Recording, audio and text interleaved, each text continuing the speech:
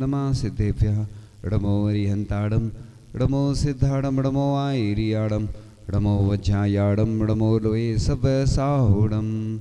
चलते फिरते तीर्थ हैं हरते सब संताप, हम तो बस इतना जानते आप सरीखे आप, हम तो बस इतना जानते आप सरीखे आप।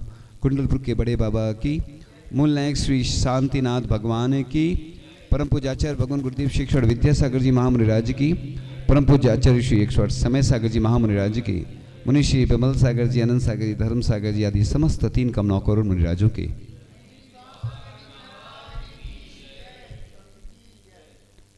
महोत्सव प्रत्येक व्यक्ति मनाने के लिए आतुर रहता है। तो इसी श्रृंखला में आदिनाथ जन्म कल्याणक महोत्सव तो मनाया और आदिनाथ भगवान से यात्रा शुरू होती है तो महावीर भगवान तक वह चलती है। जन्म कल्याणक महोत्सव पूरा विश्व महावीर भगवान का मनाता है, मनाते चले आ रहे हैं। लेकिन जो लौकिक क्रियाएं होती हैं उनमें तो लोग बड़ा आनंद लेते हैं। एक बार एक स्थान की बात थी, महावीर जयंती मनाई गई। जयंती चूंकि पुराना शब्द है, कई लोग इसका निषेध करते हैं कि जयंती नहीं बोल के जन्म कल्याणक बोलना चाहिए, लेकिन चूंकि पूरे देश और दुनिया के लोग सुनते हैं तो उनको सरल भाषा में समझाया जाता है कि जन्म कल्याणक ही बोलना चाहिए अपन को। जयंती अन्य लोगों की मनाई जाती, वो उस चक्कर में हम ज़्यादा नहीं पढ़ते हैं, सिर्फ सीधा सीधा बोलते हैं जन्म कल्याणक महावीर भगवान का आने वाला है। तो अभी से तैयारियां शुरू करनी पड़ती। हमने देखा जब भी कोई आयोजन हो तो लोगों को अगर तुरंत बताते हैं तो वो तैयारी नहीं हो पाती, बहुत सारी विघ्न बाधाएं आती हैं।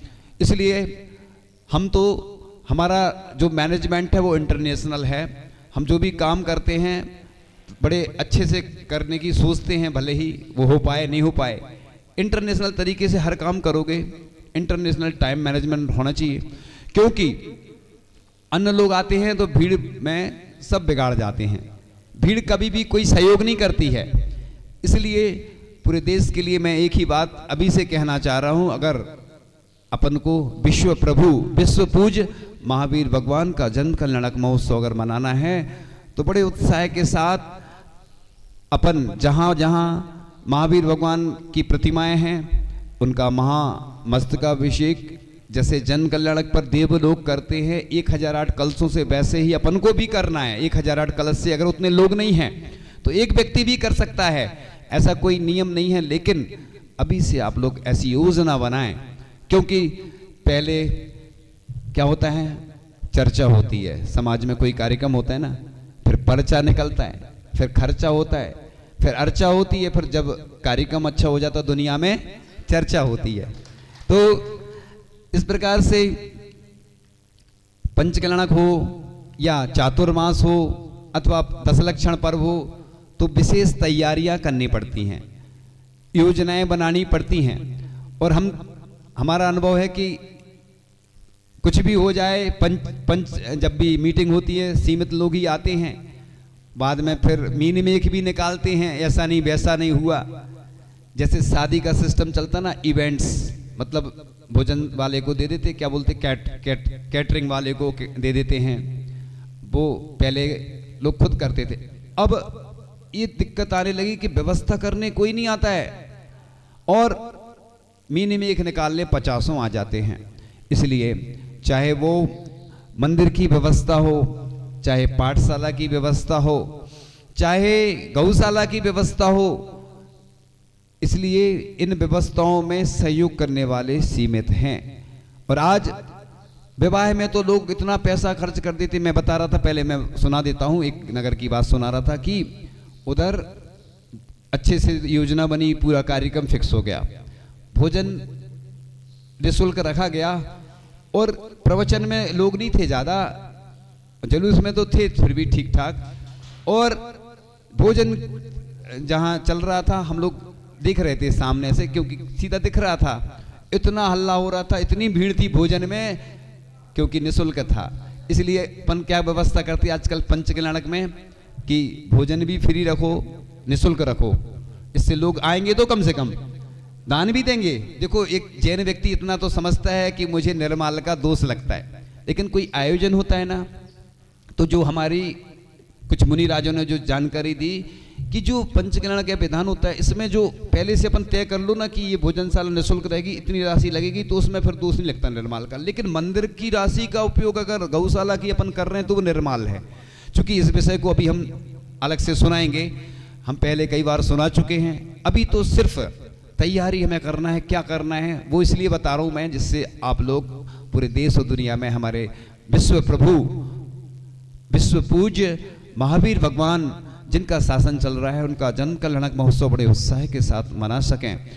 तो इसलिए कहते हैं कि 12.5 करोड़ वाद्य यंत्र होते हैं। आज नगरों में दिव्य घोष जैसे अपन बनाते, कई लोग उनको कुछ बोल देते हैं, उसको दिव्य घोष इसलिए बोलता, चिन्ह घोष भी बोला जाता है। ये बच्चे उत्साहित रहते हैं, छोटे छोटे बच्चे। आज कई नगरों में दिव्य घोष रखे हैं और आपस में वो तालमेल नहीं बनता है, तो बस सब कुछ गड़बड़ हो जाता है। इसलिए ये बच्चों को जोड़ने का बहुत अच्छा तरीका है, क्योंकि जब भी कोई मुनिराज आते हैं अगवानी होती है, लेकिन उनको स्पष्ट निर्देश रहता है कि किसी के व्यक्तिगत कार्यक्रम में नहीं जाना, सिर्फ देव सास गुरु और पंच परमेष्ठी के आगे ही अपनी दिव्य ध्वनि प्रस्तुत करना। ये वो प्रोफेशनल व्यक्ति नहीं है, वो हम ज़्यादा उसके बारे में टीका टिप्पणी नहीं करते, क्योंकि आजकल बहुत हम शब्द है ना चुन चुन के लाते हैं और बोलते हैं, कुछ भी बोलते हैं ना तो बहुत सोच समझ के, क्योंकि आपको सब मालूम है। इसलिए बस वो दिव्य घोष तो हर नगर में होना चाहिए और समाज की ओर से होना चाहिए, और बच्चों को प्रोत्साहन भी देना चाहिए। ये अपनी समाज की कमी है, जो मैं कई बार बोलता हूँ, चाहे कोई गौशाला के लिए कोई काम करता है तो अपने टांग खींचने में तो सब आगे रहेंगे, लेकिन कोई प्रोत्साहन नहीं देता। उनको पुरस्कृत करना चाहिए, उनको बुलाना चाहिए। चाहे वो पाठशाला की बात हो, शिक्षिकाएं मेहनत करती हैं, उनको कोई पूछते ही नहीं है, तो कौन करेगा काम, है ना। तो आज समस्या ये देश की पूरी है। मैं जहाँ जाता हूँ तो बोलता हूँ, प्रेरणा देता हूँ, करता हूँ काम, लेकिन कोई सुनता नहीं है। तो मैं इसलिए दुनिया को इसलिए सुनाता हूँ कि मेरी बात कोई माने या ना माने, मैं तो बस अपना मैंने सोच लिया है, लक्ष्य बना लिया कि बस देव सास गुरु, बस 3 के लिए अपन को जो भी करना है अच्छा करना है, और आचार्य भगवान तो हमारी मदद करेंगे, हमें विश्वास है, क्योंकि वो जहाँ हैं, वो जहाँ होंगे वहाँ से भी वो मदद करेंगे। और नहीं तो आस्था बहुत मजबूत रखना। सबसे पहले तो जब भी कोई काम करो, मैं प्रतिदिन इसलिए बोलता हूँ वो बात कि नए लोग आते हैं, नए लोग सुनते हैं, और बात वही होती है, थोड़ी कुछ नई भी बतानी पड़ती है कि सबसे पहले जिस नगर के, जिस क्षेत्र के जो मूल नायक हों, और यहाँ तो जो शांतिनाथ भगवान हैं वो मूल नायक हैं, पूरे क्षेत्र के हैं। आचार्य जी बोलते थे 65 गांव के हैं, मैंने और बढ़ा दिए, 72 गांव कर दिए, क्योंकि 65 गांव का वो थोड़ा ठीक नहीं लगता हमें, तो हमने सोचा 72 गांव को जोड़ना है। तो जो लोग नहीं जुड़े हैं वो इस क्षेत्र से जुड़े, अभिषेक करने आए, और इन प्रतिमाओं के जो प्राचीन प्रतिमाएं हैं चतुर्थकालीन के दर्शन करके अपना सौभाग्य जगाएं। मैं भी जब कल चरण स्पर्श कर रहा था तो ऐसा लग रहा था, बहुत एनर्जी आ रही थी।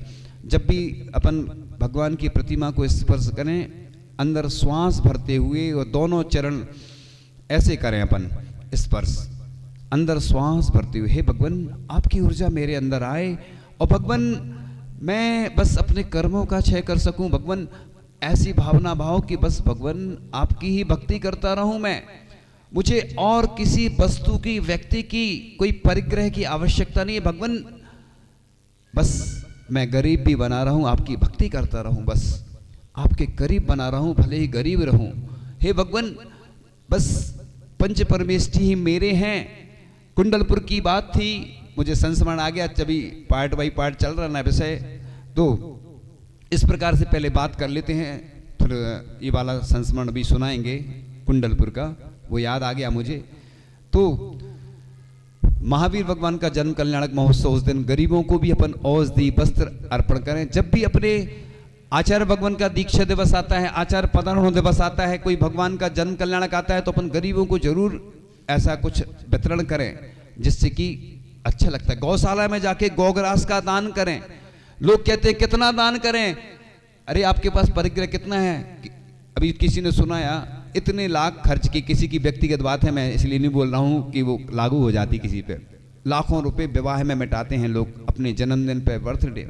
भगवान का जब कोई कार्यक्रम आता है तो कंजूसी करते हैं लोग, पैसा जैसे उनके पिताजी का लग रहा हो, मैं पूरे देश के लिए बोल रहा हूँ, किसी व्यक्तिगत को नहीं बोल रहा हूँ, क्योंकि आजकल कोई जो भी सुन रहे हैं पूरे देश में, दुनिया में, विदेश में भी सुनते हैं लोग, सबके लिए।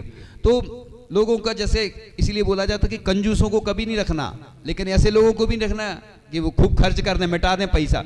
हम देखते हैं कई बार कोई बात आती है तो पहले तो कंजूसी दिखाएंगे और चीज़ों में बर्बाद कर देते। तो ये मंदिर का पैसा है, 1 रुपया भी बहुत कीमती है। लोग कैसे मुश्किल से कमाते हैं, पाप कर्म करते हैं, फिर देते हैं दान। और लोग इतनी सारी बड़ी बड़ी बोलियां ले लेते हो तो देते नहीं है, वो दान नहीं देते हैं। कई बार मुश्किल में तो लोग देते हैं। कई लोग बोलते हैं महावीर जयंती पे जाते हैं चंदा लेने, एक नगर की बात है, सामने देखा इतने नहीं इतने देंगे ऐसे करके मोल भाव होता है उसमें। अब तो सिस्टम खत्म हो गया, अब तो तुम बंद करो ये चंदा लेना, अब तो बस सबके नाम लिखा दो शांति धारा में, अभिषेक में।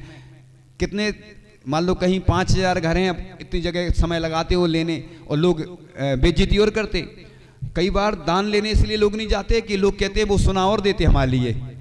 तो आजकल दान अपमान का कारण बन गया, इसलिए ऐसा दान नहीं। अच्छे उत्साह के साथ ऐसी योजनाएं रखो कि जिससे कि लोग अच्छे उत्साह के साथ दान दें, है ना। नृत्य करना चाहिए दान देने के बाद, यानी कि हमें हमारा देखो परिग्रह कम हो गए, जैसे महाराज बन गए हम, आज के महाराज बन गए।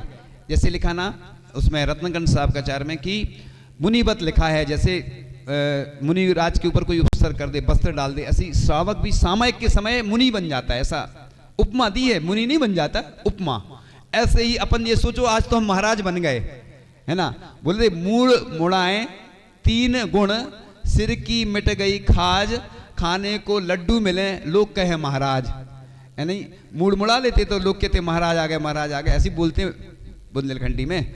तो बस मूड मुड़ाएं 3 गुण, सिर की मिट गई खाज, खाने को लड्डू मिले लोग कहे महाराज। तो ऐसे ही कई बार हो जाता है। छोटे थे तो निमंत्रण होता था ना, तो हम भी चले जाते थे। अब वो हम डिटेल नहीं बता पा रहे हैं कुछ कारण से, छोटे थे, कहीं निमंत्रण होता था ना छोटे छोटे बच्चों का, अब वो डिटेल बताने में थोड़ा, तो हम भी चले जाते थे, जब नहीं जानते थे ये सब क्या कहलाता है सब। तो अब अपन समझदार हो गए हैं, इसलिए मैं तो ये कह रहा हूँ कि आप लोग जन्म कल्याणक महोत्सव अच्छे से मनाएं, अभिषेक भी करें, गरीबों को भी दान दें, और रथ यात्रा का भी जरूर ध्यान रखें। चाहे पालकी निकले, लोग वो वस्त्र डालते ना, उसका कोई औचित्य नहीं। अच्छी चौकी रखो। आपको भगवान की आरती करना है तो अपने दरवाजे से करो। देखो टाइम मैनेजमेंट का अगर आप उल्लंघन करेंगे, आप जैसे बोलियां लगती हैं, लोग क्या करते हैं ना कि बोली में क्या करते, थोड़ी थोड़ी बढ़ाते हैं, तो अब उसमें समय इतना खर्च चला जाता। तो भैया एक व्यक्ति के कारण से इतने लोगों का टाइम, ऐसे ही रथ जो निकल रहा है, पालकी निकल रही, लोग रुकते हैं, बिल्कुल नहीं रोकना, क्योंकि भगवान किसी के लिए रुकते नहीं हैं। धीरे धीरे चलते रहे, लोग अपने घर से आरती करो, ऐसा कोई नियम नहीं, सामने से करो, रुकना नहीं। और पालकी में वस्त्र शुद्धि के होना चाहिए, जब वेदी में नहीं जाते हैं। जितनी शुद्धि बनाओगी उतनी विशुद्धि बढ़ेगी, उतने अतिशय और चमत्कार होते हैं। इसलिए रथ यात्रा, मैं तो ये कहता हूँ चाहे छोटा रथ हो, हर नगर में रथ होना चाहिए, क्योंकि आगे चल के लोगों के कंधे इतने मजबूत नहीं हैं। आज हम बिहार में देखते लोग थक जाते, हम लोग कहीं ऊपर बैठते हैं ना तो आते महाराज जी बहुत थक गए, आप कितनी ऊपर बैठे हो। तो हमें तो ऊपर बैठना ही है और ऊपर जाना है धीरे धीरे। तो क्या होता है ना, लोगों की कैपेसिटी पालकी उठाने की कम हो रही है, बदलते रहते, आगे चल के वजन इतना। और पालकी कोई जरूरी थी वजनदार बनवाओ, हल्की लकड़ी की भी बनवा सकते ना अपन। आजकल हल्की लकड़ी आती ना, पालकी वजनदार कोई जरूरी नहीं है, नियम नहीं है। भगवान तो 9 इंच की रहती है प्रतिमा, उनका कितना वजन रहता है। तो अपन तो छोटा सा रथ बनवाओ तो अच्छे से चलेगा, और 3 लोक में प्रभावना होती है। तो इस प्रकार से और भी जो आयोजन होते हैं ना, वो आप जैसा भी जो चलते, अलग अलग जगह की परंपराएं हैं, वर्षों से चली आ रही हैं, लेकिन काम ऐसे करें कि जिससे प्रभावना हो और अच्छे कार्य, जिससे संदेश भी अच्छा जाए। कि गौशाला के लिए भी हमने महावीर भगवान की जो जन्म कल्याणक महोत्सव मनाया, तो गौशाला के लिए भी ऐसी कुछ व्यवस्था करें। और विवाह आदि में भी पूरे देश के लोगों को मैं कई बार बोल चुका हूं, लेकिन ऐसी व्यवस्था रखो, पाठशाला का के लिए, गौशाला के लिए, उसमें से शादी में तो 60-60 लाख खर्च कर देते लोग, और ज़्यादा करते, मतलब एक, हाँ, तो शादी में तो देते हैं, गौशाला के नाम पे देते नहीं हैं। मैं तो ये कहता हूँ जो गौशाला चलाता है, कहते हैं वो अकाल मृत्यु से बच जाता है। अकाल मृत्यु से कब बचता? क्योंकि वो पुण्य उसका काम में आ जाता है। आपने इतने पशुओं को बचाया। आचार्य जी कहते हैं कि चाहे एक सिद्ध चक्र करवा लो, कहते थे, मतलब चाहे एक पशु की रक्षा कर लो, यानी इतना पुण्य है। लेकिन लोगों को क्या आनंद उसमें आता है कि देखो 100 धर्मिंद बनेंगे, हाथी पे बैठेंगे, पंचकर्णक में सिद्ध चक्र होगा, ये विधान होगा। मैं भी करवाता हूं विधान, मैं प्रेरणा देता हूं, ऐसा नहीं कह रहा हूं, मैं निषेध नहीं कर रहा हूं। तो जिस चीज की जब जो आवश्यकता है, जब लोगों को मनाया जाता तो नहीं करते लोग, और बोली लगती है तो बढ़ चढ़ कर लेंगे बड़े, और भीड़ देख रही है ना तो दान ज्यादा देते लोग। इसलिए तो हम जो भी काम करते ना, एक बार एक महाराज जी से हमने प्रश्न किया कि आजकल अभिषेक में, शांतिधारा में, प्रवचन में, कक्षा में लोग रहते नहीं हैं और कार्यक्रम में ज्यादा रहते हैं। तो उन्होंने जवाब दिया कि अब हर आयोजन बड़े स्तर पे होना चाहिए, जिससे कि जैसे आचार्य जी करते थे ना, पिछी परिवर्तन, कलश स्थापना, दीक्षा देते थे। क्यों देते थे? पहले अकेले में दी उनने, लेकिन जब देखा कि अकेले में हम रहेंगे, साधना तो कर लेंगे हम, लेकिन प्रभावना कैसे होगी, कैसे, मैं तो चला जाऊंगा, आचार्य जी को सब मालूम था मैं चला जाऊंगा, लेकिन हमारा जैन धर्म कैसे आगे तक चलेगा? तो आचार्य भगवान ने ऐसे कलश स्थापना, पिछी परिवर्तन, दीक्षा, सब ऐसे कार्यक्रम बड़े रूप में आशीर्वाद देना प्रारंभ किया। तो ये आयोजन इसलिए नहीं होते, दिखाने के लिए। एक कोई महिला थी, वो बोल रही थी, पहले वो उदाहरण कौन सा रह गया था, कुंडलपुर वाला सुना देते, फिर वो सुना देंगे पंचकर्णक वाला। तो कुंडलपुर वाला तो रह गया है अभी। एक महिला ने बोला कि ये पंचकर्णक की क्या जरूरत है, सब ये दिखावा प्रदर्शन। तो हमने भी, हम क्या है ना, कोई भी कुछ बोलता है ना तो ऐसा प्रभु और गुरु कृपा से अपने आप आ जाता। तो मैंने उनसे बोला आपका विवाह हुआ था? बोले हाँ। तो हमने कहा कमरे में हुआ था कि सबके सामने हुआ था? तो बोले अच्छे से हुआ था हमारा सबके सामने। ऐसे ही हमने कहा जब पाप के कार्य तुम सबके सामने अच्छे बढ़ चढ़ कर करते हो, तो पुण्य के कार्य तो और अच्छे से महोत्सव के रूप में संपन्न करना चाहिए, कि जिससे लोग सीखें और लोगों को आनंद यही में आता है। देखो मुनि महाराज सामयिक करते तो अकेले करते हैं, अंधेरे में, कोई से कोई मतलब नहीं है ना। रात में अगर नींद नहीं आती है तो माला फिरने बैठ जाते हैं, कोई पाठ करने लगते हैं।